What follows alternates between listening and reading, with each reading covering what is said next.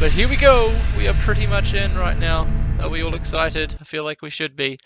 And the game is launching. And welcome, everyone. Welcome to game number 1 in the Group 3 Round 1 stage of the Best of 5 series for the Australian Open between Bloodshed and Goodstah. So, what we're going to do is oh my goodness, this is going to be a fantastic map. Alright, so what we're going to do is we're going to have a look at the two players, we're going to have a look at the servers, we're going to have a look at the map, we're going to have a look at their maps, and we're going to turn the chat off right now as well, so we don't get any of these pesky spectators jumping in and interrupting the cast. So welcome everyone. What we have here, we do have over to the eastern corner of the map, playing in the blue trunks, we have Bloodshed. And again, I say that I don't really know too well either of these players, but I'm speculating they're both going to be about 1500 or 1400 to 1500 on Voobly, just based on the fact that they are in bracket or division B rather for this tournament. Anyway, he's playing over here to the east of the map, and he's playing as the Chinese. He's nice control of his villages there as they go to start wandering around to take one of the sheep. There's nowhere near, no way anywhere near underneath the town centre. But Chinese over here to the east of the map, and his opponent today playing in the red trunks is Goodstah, also playing as the Chinese, because as we know the settings are that it's team random, blind random or settings for the first game of the series. And we have the Chinese mirror matchup on what looks to be Baltic, or it could be Mediterranean, but of course blind random, I don't know. Baltic, Mediterranean, 6 of one, half a dozen of the other, pretty much the same thing. There's going to be land aggression and there's going to be water aggression. Obviously, we saw quite a few games last night between Sir Lawrence and Fletch, in which water aggression, water control rather, provided a very, very nice economy boost to the player that had the control. So it's going to be interesting to see whether these two players here do decide to go out and grab that water control. Let's have a quick look at the maps, because we're going to be expecting and hopefully seeing a bit of a grush. I love grushes. Grushes are a lot of fun to watch, for me personally. So let's have a look at Bloodshed's map over here. We can see out on the front he has his main gold as well as a wood line. A little bit messy a little bit nasty for him. It will be a nice place to plonk a TC down once he does reach the castle age, though. But for the early game, if Goodstah does decide to do any sort of land aggression, this is going to be quite hard for Bloodshed here to lock down. At the back of his base, he does have a nice safe lumber, and he can get a nice wall off towards his TC as well, or even towards his mill if he decides to place the mill on this side of the berries and then funnel in towards the town centre, and therefore keeping his wood nice and safe. And it's not as if he has any other options, because he can retreat back to this other nice safe wood line if he does so choose. He's got a secondary gold and a stone to the back of his base. North of his base, he has one of his main stones, and his other gold, tertiary gold, other secondary gold if you like, is out here as well toward the front of his base, and this is going to be pretty inaccessible to him in the early game from any land aggression, unless he does decide to go for some Great Walls of China and wall up across this cliff line, and then towards this forest, for example, and then maybe across to this cliff, and then from this cliff out here, it'd be a pretty vast, big wall off, but it could be done. Of course, seeing as though we are on Baltic or Mediterranean, whichever one it is, I'm pretty sure it's Baltic. It's more common to see walls coming up more across the sides of the map here and down here, for example, so that you can focus purely on water and stop your opponent doing any funny business. Having a look at Goodstah's map, though, what's he got going on for him? Well, he's got berries nice and close to his town centre, which is always good for him. Interesting that he has decided to place down a mill. This is almost indicative that he won't be going for a very fast uptime in terms of grushing, or at least his grush won't be too effective should he decide to go for it. The mill obviously costing 100 wood that you could be sinking into a dock instead. What else has he got? He's got his wood line and his main gold out on the front of his base, just like his opponent, and again, for the same reasons, bit of a nasty location for him, as well as one of his stones out on the front as well. He does have his secondary and tertiary golds at the back of his base and nestled amongst these two wood lines, so that's pretty nice for him. It's going to be pretty easy for him to secure with a wall off here, for example. Not so easy to I suppose he can put a TC here, but that's going to be a little bit nasty to defend against this hill as well.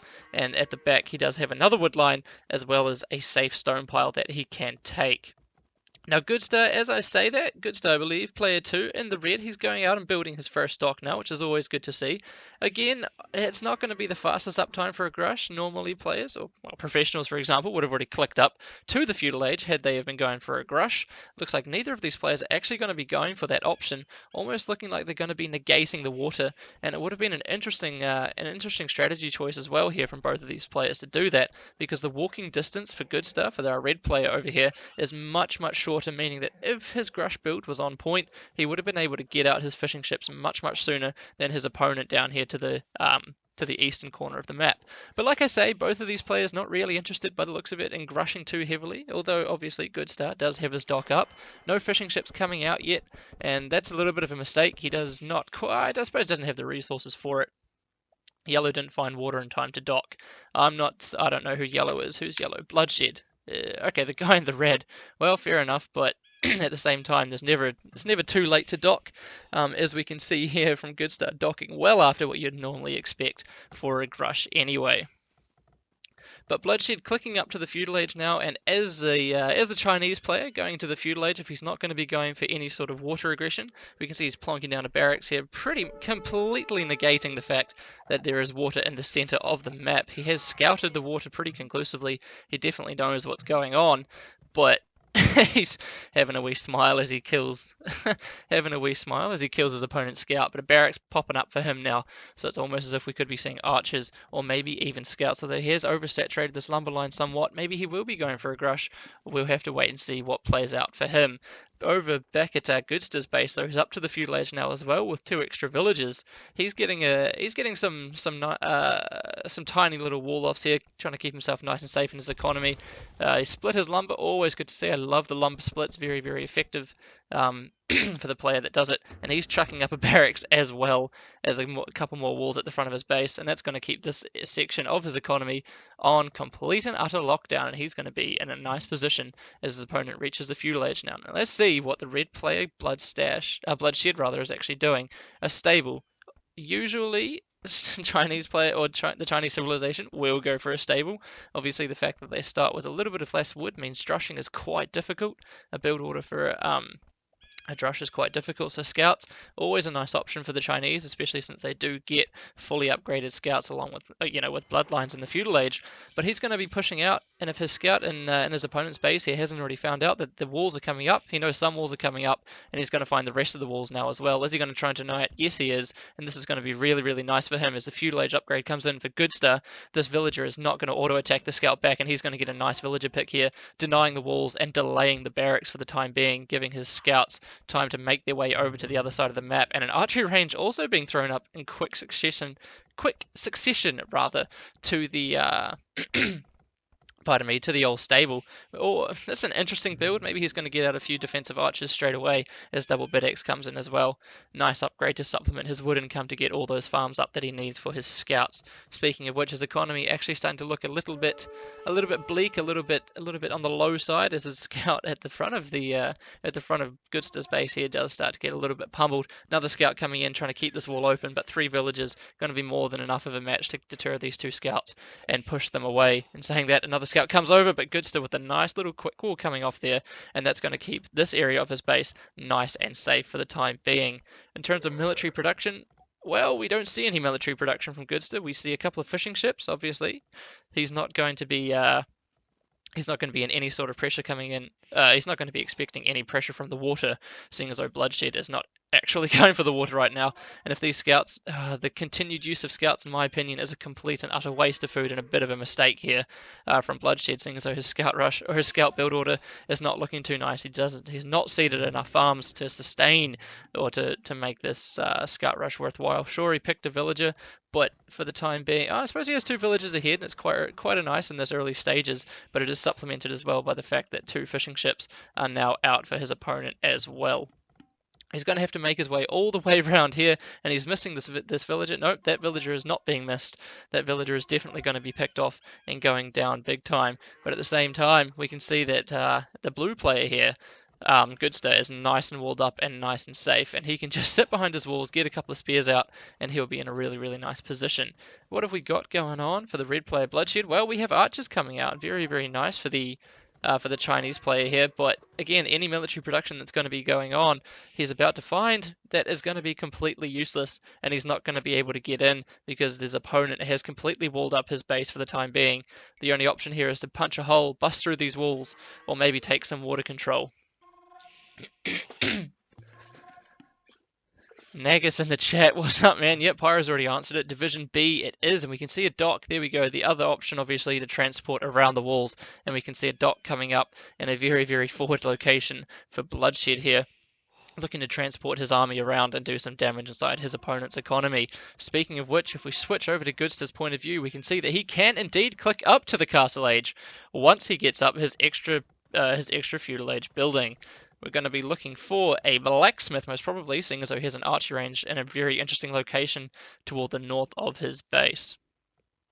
But for the time being, we are not seeing. There it is. There's the blacksmith coming up, and he's going to be up to the castle age in a reasonably good time as well. Messing up so much, he says in the chat. Well, he's not actually that far behind. The only difference between the scores here is definitely coming from the fact that military is out on the playing field for Bloodshed here. Again, the military not really doing too much as a forward aggressive spearman comes in here. An aggressive spearman comes in here from Goodstah, not really going to be able to do too much since archers are coming out thick and fast from the two ranges of Bloodshed. But up to the castle age goes Goodstah, and it's going to be interesting to see what he does decide to go for. Obviously, he's got an archery range up, he's not producing any archers, and he, from what I can gather, is completely unaware of the fact that there is a dock and an imminent army being posted outside of his walls toward the north of his base. So he might be caught unawares and maybe wanting to go for a little bit of a greedy boom, which is what we saw Sir Lawrence, for example, doing last night. Awkward questioning Division B. That's so good. Yeah, your games are at the same time. I'm not going to be casting your games, sorry Nagus, but I will be casting some recordings of them when I get some time. But here we go. We can see a token galley coming out for Goodstah as well. Maybe he's using his Viper map packs. Maybe he thinks that there is going to be some aggression coming in from the water, or maybe he just wants to make it look like he's doing something in terms of army. This is, of course, his second created military unit. Casting a total fisting. I don't know, it looks like this one here might be going along that way as the units here from Bloodshed do get transported around the safety that these walls did provide for Goodstah, rather, and it's going to be interesting to see, like I say, what's going to happen here. Fletching archers against fletching archers with padded archer armor coming in for the +1 defense on Bloodshed's archers. And now what can we see is going to go down here. FS binds. Don't know what binds means. Maybe something to do with the hotkeys being bound, but I highly doubt it. I'm not really sure what's going on here, but it's not looking too good for Goodstah. Sure, he's got the castle age advantage, throwing up a TC down here to the south of his base, going to protect a nice wood line, a stone, and a gold pile for him, but at the same time, a good portion of his wood economy has been idle for a little bit of time, which is going to make getting archers, it's going to make getting skirmishes, it's going to make even putting up extra town centres a little bit difficult for him, as we can see now as well that he is running very, very skint on wood, but pretty high on food at the moment. Binds equals keybinds equals hotkeys. Yeah, fair enough. I wish he just said hotkeys, that would be so much easier. But that's okay, because we have at the moment that he's being forced to chuck up an extra town centre, a little bit of a fortuitous moment over here, a little bit of lapse. A little bit of a lapse maybe in the army control here from Bloodshed, who has now clicked up to the castle age as well, with a crap ton more villagers, might I add, regardless of the fact that the water control is quite firmly in favour of Goodstah here. He's not really taking too much of an advantage, and he's not pumping out those fishing ships, which would definitely help to negate this huge villager deficit in which he finds himself at the moment. The skirmishes, yeah, sure, they've got fletching, fantastic. These scouts here would be able to clean the skirmishes up really, really easily, but using the hill advantage and the tech advantage that Bloodshed has, manages to clean up those two pesky skirmishes inside of his opponent's base quite easily, as the transporting of the units continues to come around and around these walls.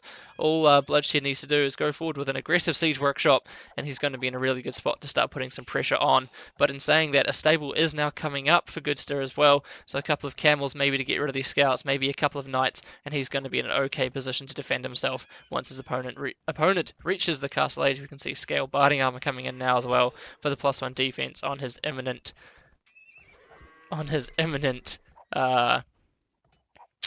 cavalry units. And just because you have water control does not mean that your opponent cannot land. It should mean that you have a little bit more of a a say in whether he lands. But since Goodstah's galley here is just kind of chilling on the shoreline, not really going to be preventing any of this crap up here. And to be completely honest, I'm not entirely sure why he is not bringing his galley up here at all to start taking down that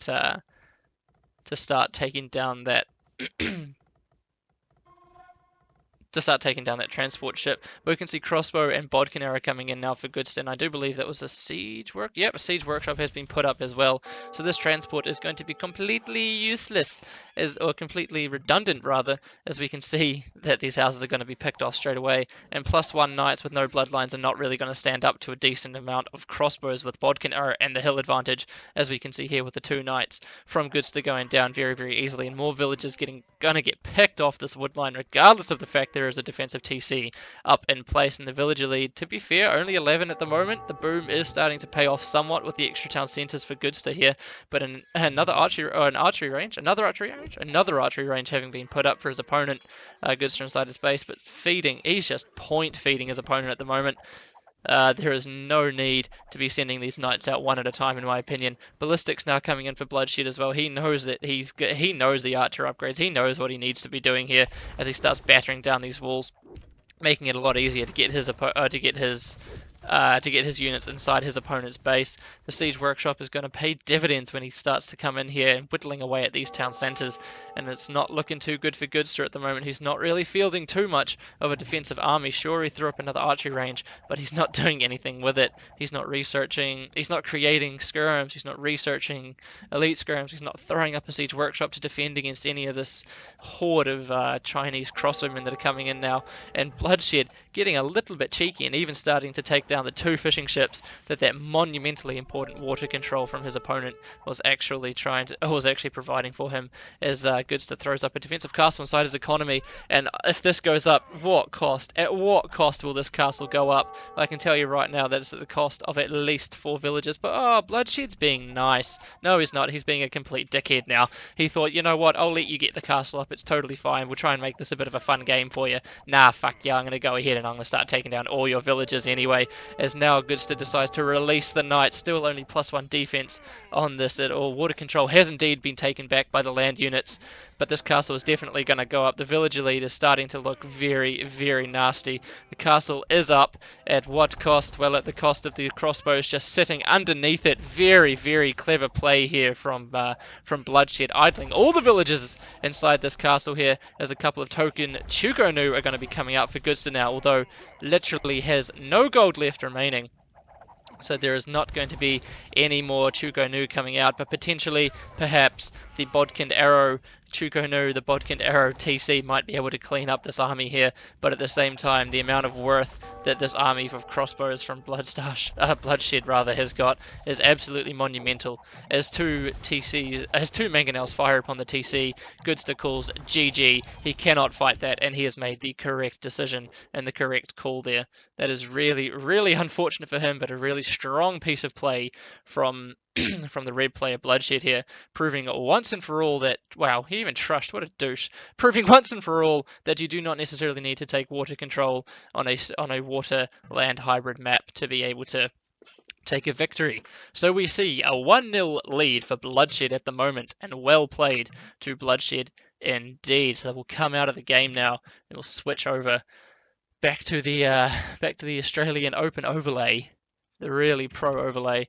Come out of that, switch back that bad boy, change the scores over for you, and wait for the next game.